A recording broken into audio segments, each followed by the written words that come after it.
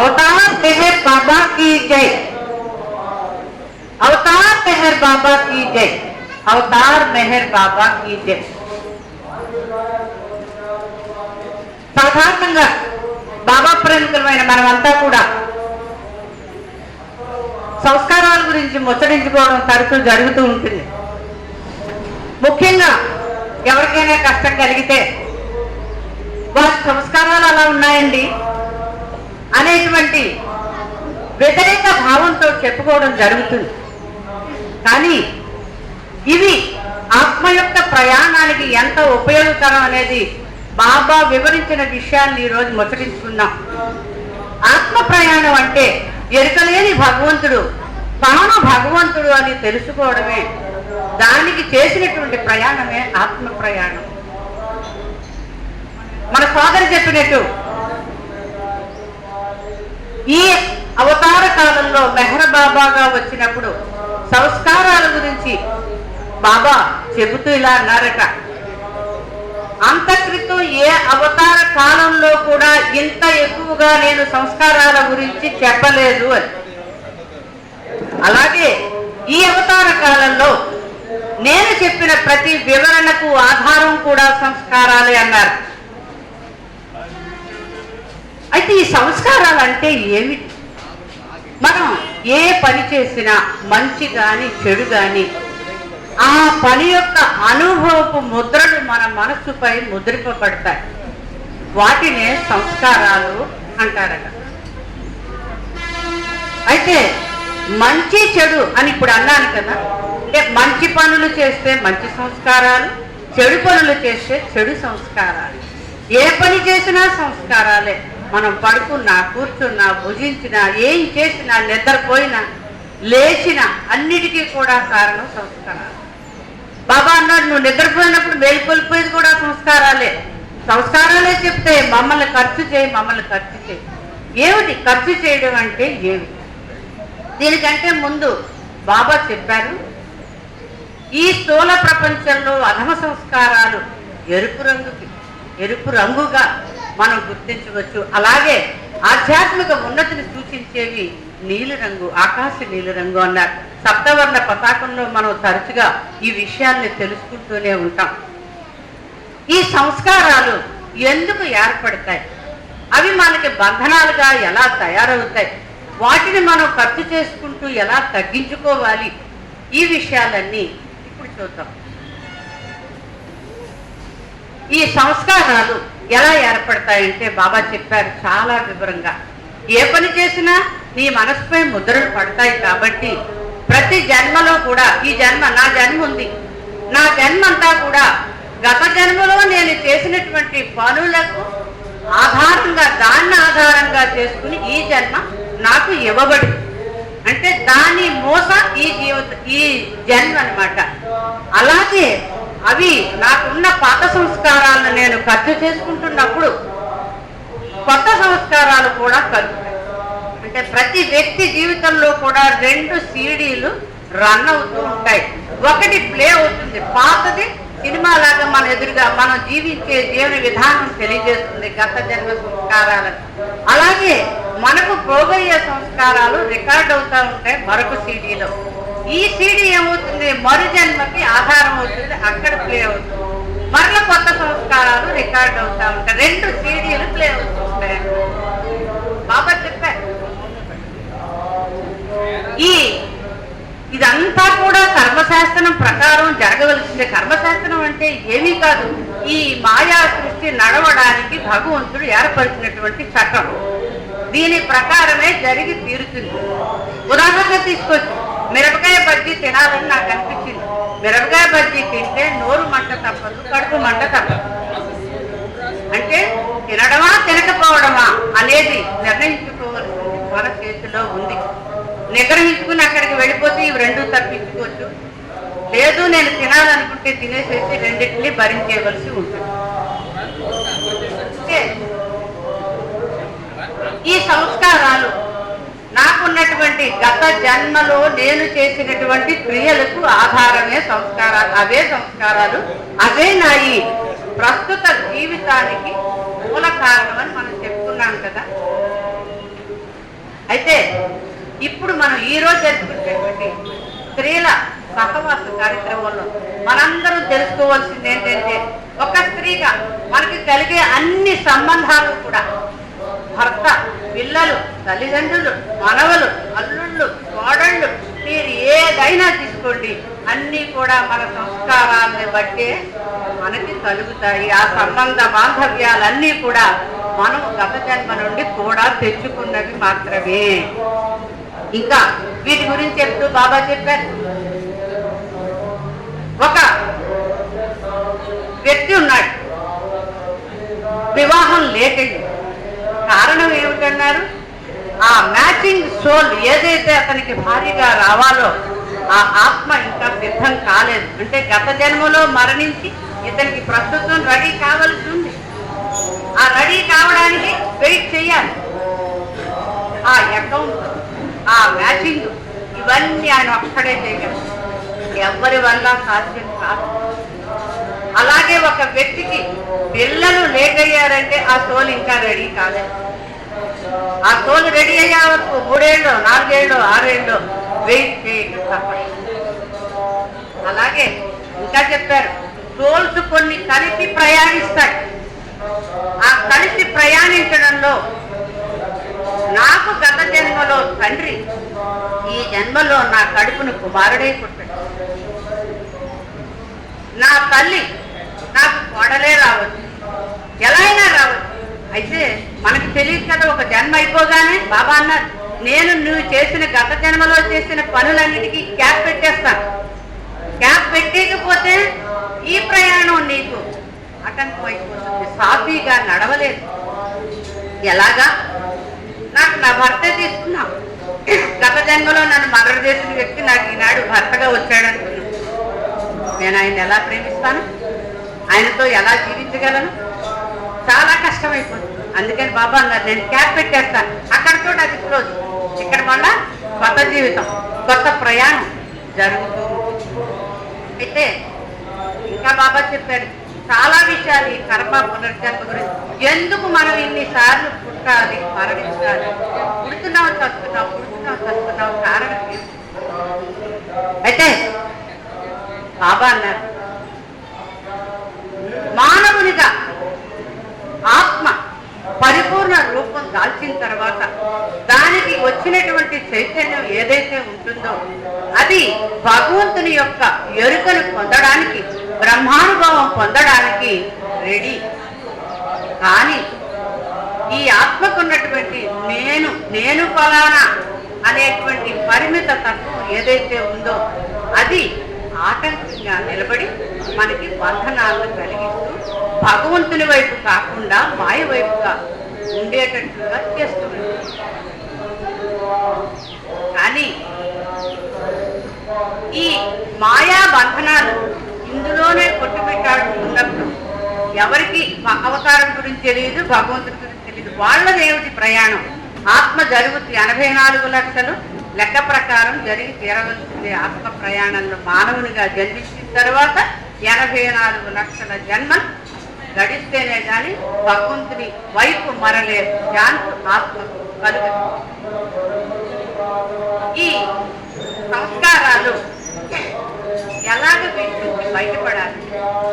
బాబా కర్మశాస్త్రం ప్రకారం ఒక పని వలన కలిగిన ఆ సంస్కారాలను దానికి వ్యతిరేక సంస్కారాలు చేయడం ద్వారా మాత్రమే అవి రెండు కట్టు, ఇది అది ఎలాగో తెలుసుకున్నాం.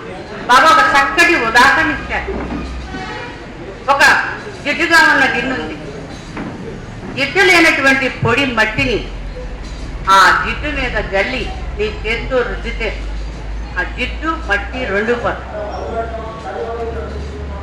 అంటే ఒక కర్మ మనం చేసినప్పుడు వచ్చిన సంస్కారాలు దానికి వ్యతిరేకమైనటువంటి కర్మల ద్వారా మాత్రమే తుడిచివేయబడతాయి. దీనికి ఇంకా ఉదాహరణ కూడా చెప్పారు బాబా. ఒక వ్యక్తి మాంసం అమ్మడానికో వేరే దానికో జంతువుల్ని హింసించాడు గత జన్మలో. ఈ జన్మలో అతడు పశువుల కాపరిగా పుట్టి తీరవలసిందే, వాటి పిల్లల్ని సంరక్షించుకుంటూ బుధాల మీద మోయవలసిందే. వాటికి ఏం వచ్చినా నిద్ర నిప్పులు లేకుండా కాపాడుకోవలసిందే. వాటికి నీళ్లు మేత అన్నీ చూసుకోవాలి. సంస్కారాలు వ్యతిరేక సంస్కారాలు కావాలి ఇక్కడ. అలాగే ఒక వ్యక్తి విచక్షణారహితంగా చెట్టులు నరికాడు ఒక జన్మలో, వచ్చే జన్మలో అతడు తోటమాలే పుట్టవలసిందే. మొక్కల్ని కాపాడుకుంటూ నీళ్లు పోసుకుంటూ తన జీవితం కంటే కూడా అధికంగా వాటిని ప్రేమిస్తూ చూసుకోవలసిందే. అంటే మనం ఎవరినైనా ద్వేషిస్తే మరల పుట్టి వారిని ప్రేమించవలసిందేనన్నమాట. అది మనం గుర్తుపెట్టుకుంటే బాబా చెప్పిన మార్గంలో నడవడానికి తప్పక ప్రయత్నిస్తాం. అయితే ఇలా సంస్కారాలు ఖర్చయిపోతే మనకి భగవద్ అనుభవం దొరికేస్తుందా, లేక వీటి నుండి మనం ఎలా బయటపడాలి అనే దాన్ని ఇప్పుడు చూద్దాం. ఒక రైలు ప్రయాణం ఉంది, నేనే ఎక్కాను రాత్రి. నేను నాకు కూడా పెరుగన్నం తెచ్చుకున్నా, వీరు బిర్యానీ తెచ్చుకున్నారు, వారు చపాతీలు తెచ్చుకున్నారు. నాకున్నది పెరుగన్నమే. నేను వాటిని నాశిస్తే నాకు అసంతృప్తే మిగులుతుంది. ఏదైతే మన దగ్గర ఉందో, ఏదైతే భగవంతుడు మనకి ఈ జన్మలో ప్రసాదించాడో దాన్ని ఆనందంగా స్వీకరిస్తే దానివల్ల వచ్చే సంస్కారాలని మనం తగ్గించుకోవాలి. ఖచ్చితంగా తెలుస్తూనే ఉంది, మంచి ఆలోచనలు, మంచి మాటలు, మంచి చేతల వల్ల మనకి రాబోయే జన్మ బాగుంటుంది.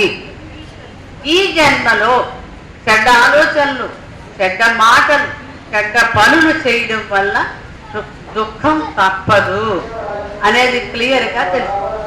కాబట్టి తరువాత జన్మ ఎలా ఉండాలి అని దానిని సవరించుకోవాలంటే మన జీవన శైలిని మార్చుకోవాలి. బాబా మహివిష్లో చెప్పింది, నేను నిన్ను ఏ స్థితిలో ఉంచినా ఆ స్థితి కూడా నేను కల్పించిందే అన్నాడు కదా. దీని అర్థం అదే. అంటే నీకున్న దానితో నీవు సంతృప్తిగా ఉండడం నేర్చుకుంటే కర్మశాస్త్రంలో నువ్వు వేలు పెట్టే పని లేదు, నా దైవీ ప్రణాళికలో నువ్వు జడ్జీ చేసుకునే అవసరం ఉండదు అని. అయితే బాబా ప్రేమికులమైన మనం చెప్పుకుంటున్న అవతారుడు మనకి జన్మించాడు అని మన సోదరి లక్ష్మి గారు చెప్పారు. అవతారుడు డైరెక్ట్ గా అక్కడి నుంచి ఇక్కడికి మన కోసం దిగొచ్చాడని. ఈ మహిళ సహవాసంలో మనం గొప్పగా చెప్పుకోవాల్సిన విషయం. అవతారుడు ఎప్పుడు పురుషుడునే వస్తానని చెప్పాడు, కానీ ఆ పురుషుడు కూడా జన్మించేది మహిళా గర్భాన్ని అనే విషయాన్ని మనం ఎప్పుడూ మర్చిపోకూడదు. ఈ సంస్కార భారం నుండి, ఈ సంస్కార మూటల నుండి ఆఖరికి యోగి కూడా తప్పించుకోలేడన్నారు బాబా.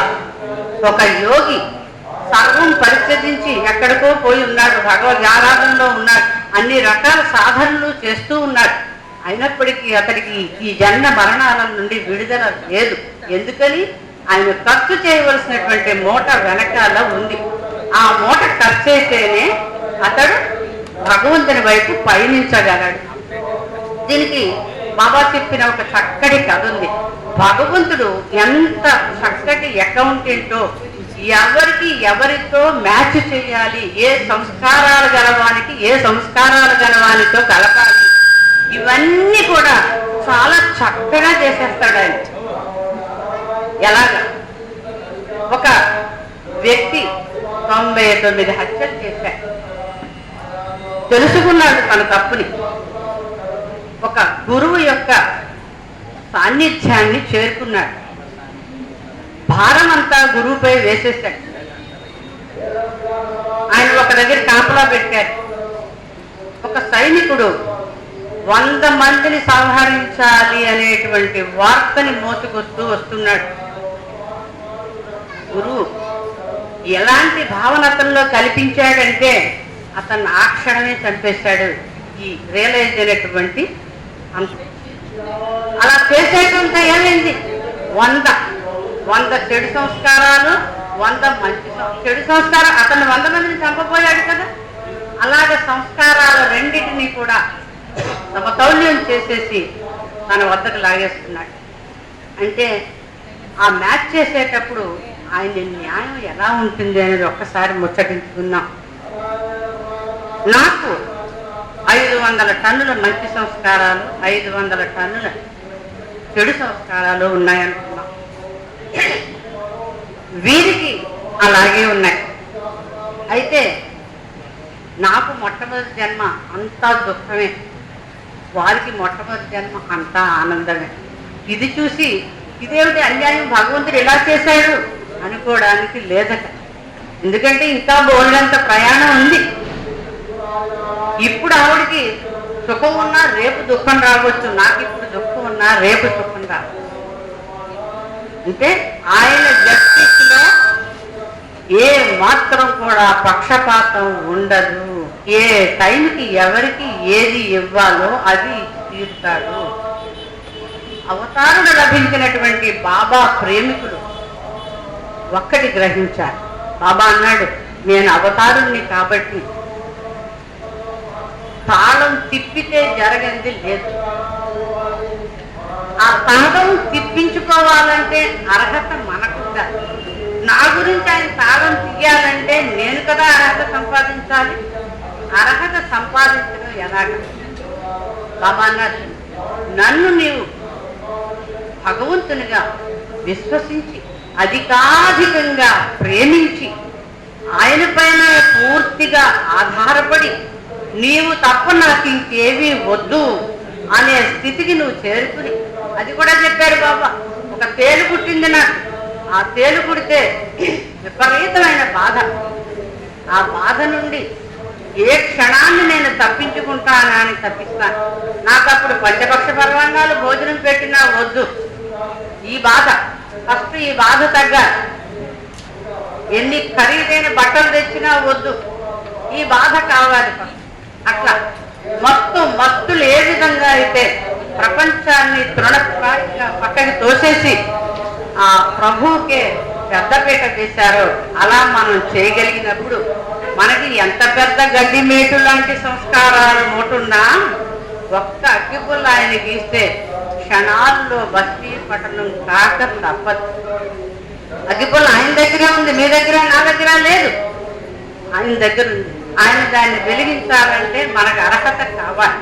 అర్హత ఎలాగంటే ఇదే, ఆయనకి దగ్గరగా ప్రతిరోజు దగ్గరగా జరుగుతూ ఉండాలి. ప్రతి క్షణం కూడా ఆయనని స్మరించుకుంటూ ఆయనను మనం నిత్య సహచరులుగా చేసుకుంటూ జీవితాన్ని కొనసాగించడం అలవర్చుకుంటే పచ్చగడ్డి లాంటి మన సంస్కారాల ఆ మోపు ఎండుగడ్డిలా తయారవుతుంది. ఆయన ఆశ్చర్యం వల్ల, ఆయన సాన్నిధ్యం వల్ల దాని రూపు మారిపోతుంది. సంస్కారాలు వెలివెళ్ళిపోతాయి, వాటికి సత్తా ఉండదు. అప్పుడు ఆయన తలుచుకున్నప్పుడు, ఎప్పుడు ఆయన తలుచుకుంటాడు? ఆయనకి కృప కలిగినప్పుడు, మనపై కృప కలిగినప్పుడు. ఆ కృప ఎలా కలుగుతుంది? మన అర్హత సంపాదించుకున్నప్పుడు. అంతా మన చేతుల్లోనే ఉంది. బాబా చెప్పిన ఒక్కడుగులు వేస్తే 10 అడుగులు లేనన్నాడంటే ఆ ఒక్కడుగు మన చేతుల్లో ఉంది. ఆ ఒక్కడుగు వేసే అర్హతని మనం సంపాదించుకోవాలి. దానికి ఆయన్నే అధికాధికంగా ప్రేమించడం, ప్రతి క్షణం ఏం చేస్తున్నా. బాబా చాలా సులువైన మార్గాలు చెప్పారు. నన్ను నీ కూడా ఉంచుకోవడానికి అనేక మార్గాలు ఉన్నాయని చెప్పారు. ఏం చేస్తున్నా సరే, ఏ పని ప్రారంభిస్తున్నా సరే బాబా బాబా బాబా. ఒక చంటి బిడ్డ ఎలాగ తన తల్లి పొంగును విడవకుండా కూడా ఉంటుందో, అది పూర్తి విశ్వాసంతో ఉంటుందో, అదే విధంగా నీవు నాకు కూడా ఉంటే అప్పుడు నేను సంతోషించి నా కృపని నీపై కురిపించి నీ సంస్కారాల ప్రక్షాళన చేసి నిన్ను నా అంతటి వాడిని చేస్తాను అని అంత అధికారంతో, దివ్యాధికారంతో మనకి హామీ ఇచ్చారు. అయితే ఒక్కటి మనం గుర్తుపెట్టుకోవాలి, అదేమిటంటే సాక్షాత్తు నేను అవతారుని చెప్పిన అవతార్ మెహర్ బాబా మనకి దొరికాడు. అంటే చక్రవర్తి, సామ్రాట్. ఏ కర్మశాస్త్రం కానీ, ఏ రూలు కానీ ఆయనకి అడ్డు లేదు.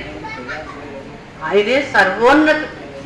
అటువంటి అవతారుడు మనకి దొరికినప్పుడు బాబా అన్నారు, నేను సామ్రాట్, నన్ను పట్టుకో, గేట్ కీపర్లు ఎందుకు పట్టుకుంటాం, వాళ్ళు నీకేమి సహాయం చేయలేరు.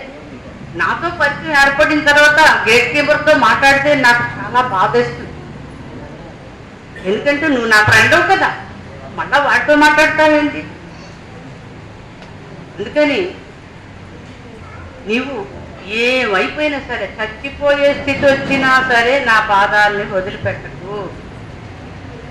నువ్వు నన్ను ఫ్రెండ్గా చేసుకుంటే నేను ఎప్పటికీ నీకు ఫ్రెండ్ అయిపోతా.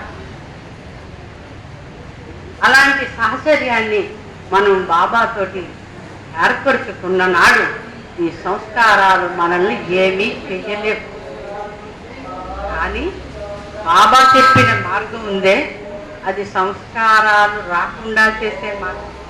అదేమిటో కొంచెం చూద్దాం. మనకి పాత సంస్కారాలు ఖర్చు చేసుకుంటున్నప్పుడు కొత్త సంస్కారాలు వచ్చి చేరుతాయి. బాబా ఒక ఉదాహరణ చెప్పారు చక్కగా. దేహాన్ని కోటుతో పోల్చి ఒక కోటు చిరిగిపోతే రెండో కోటుని టైలర్ రెడీ చేసేస్తాడట. టైలర్ రెడీగా ఉన్నాడు, కోటు పాతైపోతుంటే కుట్టేస్తాడట అక్కడ. అందుకని టైలరే లేకుండా చేసేయాలన్నారు బాబా. అంటే సంస్కారాలు లేకుండా నువ్వు చేసేసుకుంటే కోటు పనే ఉంది, కోటు అవసరం లేదు. ఇంకా సంస్కారాలు లేని జీవితాన్ని మనం ఎలా చేయాలంటే మళ్ళా అదే, నీవే శరణం స్వామి, ప్రభువు నువ్వు తప్ప నాకు ఇంకేమీ వద్దు అనేటువంటి ఆ వృక్ష స్థితికి మనం చేరుకుంటే ఆయనంత వాడిని తప్పకుండా. మనం చేయవలసింది కడ వరకు ఆయన పొంగును పట్టుకుని ఆయన ధ్యాసలో ఆయనపై ఆధారపడి జీవిస్తూ, తండ్రి నీవేది చేసినా నా మంచికే చేస్తావు, ఈ జన్మ కాకపోతే ఇంకొక 84 లక్షల జన్మలు అవ్వని, నీవు నాకు కూడా ఉన్నావు కదా బాబా చెప్పారు. ఇప్పుడు ఈ జన్మలో నీవు ఎక్కడున్నావో, నీ ప్రయాణంలో ఆధ్యాత్మ మార్గంలో మరలించిన తర్వాత పుట్టినా కూడా అదే స్థితి నుండి, అదే లెవెల్ నుంచి నీ ప్రయాణం కొనసాగుతుంది. కానీ వెనక్కి రావు. సో మన గత జన్మ మంచి సంస్కారాల కారణంగానే ప్రభు చెంతకి చేరగలిగాం. అందులో ఈరోజు ఇక్కడ ఈయన సాన్నిధ్యంలో ఉన్నామంటే అదే కారణం. కాబట్టి మనం మార్గంలో ఉన్నాం, మనం ప్రభు దగ్గరికి చేరాం, అడ్రస్ దొరికింది. ఆయన్ని పట్టుకుని, అడ్రస్ తెలిసిన వాడు ఆయన, ఆ అడ్రస్ పట్టుకుని కడ వరకు మనం ఆయన కూడా వెళ్ళిపోతాం.